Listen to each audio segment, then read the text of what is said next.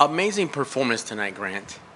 But let's just get the fun part out of the way. You instantly went viral with the shout out to the wife. Well done, sir. I appreciate that. I'm glad people liked it. I've gotten 2 viral videos now, so that's really cool. No, man, that's the one. That's for sure going to get you some followers. If anybody wants to be a follower of violence, that's what they want to tune in for and watch, man, because you definitely came in here with a chip on your shoulder. Or if anything, is that what we kind of can expect now with the Grant Dawson brand going forward?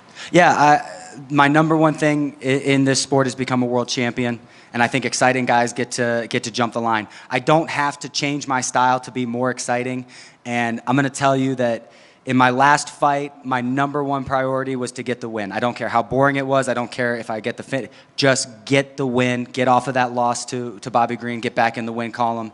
And I got some boos, and I got some mean comments online, just like I always do, just like everybody always does. You know, you let it roll off your shoulders. But I do have to say that crowd was cheering for me tonight, and they were yelling really, really loud for me tonight, and it felt really good. Yes, sir. Real quick, let me kind of tie that in. How good was the Bobby Green loss? Something that you were able to grow from, adversity, conquer it, and obviously it's in the back burner now, but it definitely helped you level up and find new gears. Probably why we're seeing this tonight out of your performances. Yeah, I don't think there's, you can always take something away from everything. There's a saying out there that I absolutely hate. You either win or you learn. It's like, no, bitch, I'm here to win. So I learned from my wins. I learned from my losses. It definitely hurt, but I think the biggest thing is I just got over it, man. I definitely was more upset about my draw to Ricky Glenn than I was to my loss to Bobby Green. He caught me early. I didn't even get a chance to take a shot. It really wasn't. There's really nothing I could do, go back and shoot in 20 seconds instead of 33 seconds maybe, I guess. But, we're past it. I've moved on. I moved on the next day. I knew this was going to happen. I'm going to win a fight that I thought I lost, and at some point I'm going to lose a fight that I thought I won. I'm not in this sport to beat Bobby Green. I'm not in this sport to beat any one person. I'm in this sport to be a world champion, and I don't care who I have to beat to get it. Yes, sir. And that was a world champion performance.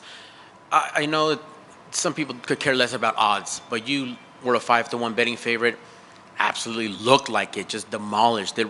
We know Garcia's tough as nails, but was there anything in there that surprised you? Because you took him down at will, top control, just broke him down with those elbows. Was this what we had going in, game plan, or did you kind of adjust on the fly? No, yeah, that was the game plan, but man, through the entire fight camp, everybody was saying, everybody that's trained with him, that's seen him, I had people messaging me, hey, this guy's got really good takedown defense. Bro, this guy is so hard to get down. Bro, he is so difficult to get down.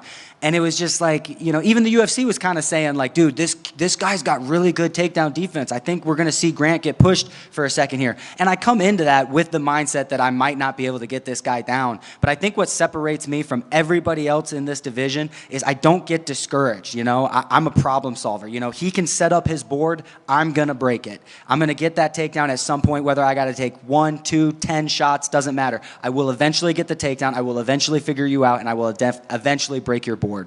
That's awesome, man. That's absolutely fantastic. With a performance like that, people are going to just beg for you to come back and do it again. Do we see you before the year's over, or are we just now focused on 2025 and what Grant Dawson will bring to the table? I would like to fight again this year. I just don't think it's going to happen. The bad thing about performances like that, it makes it hard to find somebody that's willing to step up and try to beat that. My wife fights in December for Invicta, and all jokes aside, she has been such a blessing to me and such a support to me. It is now my turn to support her and her go. I'm going to buy her a house. I'm going to help her get ready for her fight. And then after that, I might put a baby in her. We'll see. If speaking of, investments and all that, we've seen a couple bonuses here, talking and like, oh, this guy got the finish and we saw that submission and yada, yada, yada. If you get that $50,000, what would that do for you guys? Oh, man, I'm going to buy so many Yu-Gi-Oh cards if I get that bonus. You have no idea. Oh, my gosh. Yeah, it would help us out, obviously. We've been trying to buy a house since we moved to Florida, and the housing market is just crazy. As all of you know, I'm sure, it's really hard for everybody out there. A bonus would just absolutely set us up for success and take a load off of our shoulders. And look, the UFC has been so good to me. I am a dyslexic kid from a small town. There were 27 kids in my graduating class. class, 27. You know, I should not be making the amount of money that I'm making, sitting in front of you beautiful people, talking to you about the most amazing sport in the world. I am nothing but grateful to the UFC, to Sean Shelby, to Dana White for setting my life up for success. So if they give me that bonus, I will appreciate them even more. But if I don't get that bonus, I still love this sport and I still love this promotion. That's awesome, man. Well, good luck to the wife in December. Keep up the great work and get all those Yu-Gi-Oh cards, man. I appreciate it, man. Thank you. Grant, I know that you look at the rankings and you're very logical when it comes to, you know, who's next and what. What do you think makes sense for you of who's next for you, right? Like there's the lightweight division's weird because there's so many legends in it, and right, and who knows if they want to fight up and comers like you, but who makes sense to you? You know, in the top 15, I'm actually not sure because the guys that make sense, I believe, are booked. And the guys that don't make sense, you know, are apparently fighting for world titles in other weight classes for some reason, or fighting, like, you got RDA in there. And look, nobody is a bigger fan of RDA than me. I've been watching that dude since I was a child. Like, I am a huge fan of his.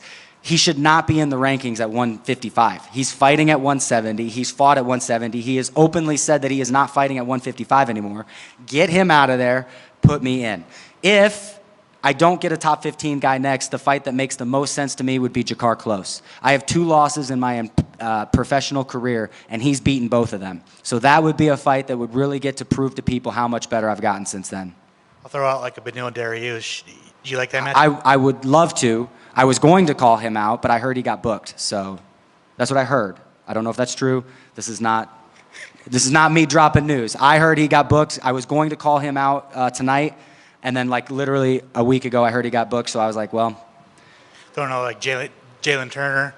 I'm down for Jalen Turner. That would absolutely be a good fight. I don't think Jalen Turner wants to fight a guy like me, but I'm absolutely in if Jalen wants that. And then, of course, you've said it multiple times, you would prefer not to fight teammates. The only one that's not in the top 5 is Gamrot. Is that a fight? No. If Moicano ends up fighting... Hey, hold on. Gamrot has been one of the guys that messages me first. When I took a fight on 2 weeks' notice, I missed weight, and I was sick as a dog when I fought Mark Madsen. Literally, I stepped off the scale, went into the back, and laid down, and the first person that sent me a message was Mateusz Gamrot, and he said, I'm going to paraphrase, he said, F that weight, you got this, brother, you're one of the best. I'm not fighting Mateusz Gamrot. And finally, I just wanted your thoughts. If Moicano ends up fighting Paddy Pimblett, obviously you're going to pick your teammate, but how do you think that fight kind of plays out? Do you think it's as close as people think, or do you think Moicano just runs through Paddy Pimblett? I think Paddy Pimblett is a lot better than the other fighters think he is, and I think he's a lot worse than the fans think he is. But Moicano is just on another level. And I'm really glad that people are finally getting to see that. I feel bad for the dude because he goes out there and he whoops ass and everybody says, oh, that guy wasn't as good as we thought he was, instead of saying, oh my goodness, Moicano is this savage killer. He wants to fight Paddy Pimblett. I would put my house, if I was allowed to bet, I would put my house on Moicano. You're cutting promos now. Everyone knows that you speak well. I speak pretty good. But this promo, I mean, where was this for the past few years? Dude, I've always spoken well on the mic, you know. I'm me, you know. I don't want to be fake. That is the biggest thing. And it's something that my father instilled in me is like, don't be fake, you know. If you mean it, say it, that's fine. It doesn't have to be nice as long as you mean it. And I don't really have a problem with everybody else. I'm absolutely hilarious, though. This mug did not pick up a wife like mine because I'm charming. I am funny AF. I'm just wondering if you're worried that you've just opened up your wife to being followed by every perv that follows MMA. Give her a follow. Cool. All y'all are a bunch of weirdos, man. Social media is not a real place, you know. They talk about like cyberbullying, and I understand that is absolutely a horrible, horrible thing. But I learned long ago while being cyberbullied that you can shut your phone off and set it down, and then that place is gone. So I don't really care. She's a tough cookie. She is a very, very tough woman, and she knows I love her so much. And, you know, what I said in there was true. Just a fun one. Word is that Tony Ferguson's no longer with the UFC. I know that's a fight you wanted for a while. Just your thoughts on that. Yeah, man, I'm glad he's done. I want him to be done. There was never any bad animosity with him. It was just me trying to get a step up, you know, and fight a legend. When you go on a losing streak like his, I really feel bad for the guys that end up doing that. I thought Anderson Silva was kind of in that boat too, where he could have gone down as literally the greatest of all time, better than GSP, if he had just stopped while he was ahead. You know, maybe lose to Chris Weidman. And I think if he had stopped when he lost to Chris Weidman, he would have been the greatest fighter of all time because, oh, he snapped his shin in half. It was a fluke. That could, and I think Tony could have gone down that route too, you know. And my heart goes out to him. Right on, man. I appreciate that. Just so we could tune in and be ready for that. When does the wife fight? Like you said, December. When? Where? What weight? Yeah, she's a 105er. She fights in December for Invicta, and I know the date. I'm a horrible husband. I know the date. It's just I can't think of it off the top of my head right now. Sorry. Are you gonna be cornering her? Absolutely. I will be cornering her. I'm always in her corner. I will go. I wish she would kick me out of the corner and put one of those savages in the corner, but she wants me for some weird reason.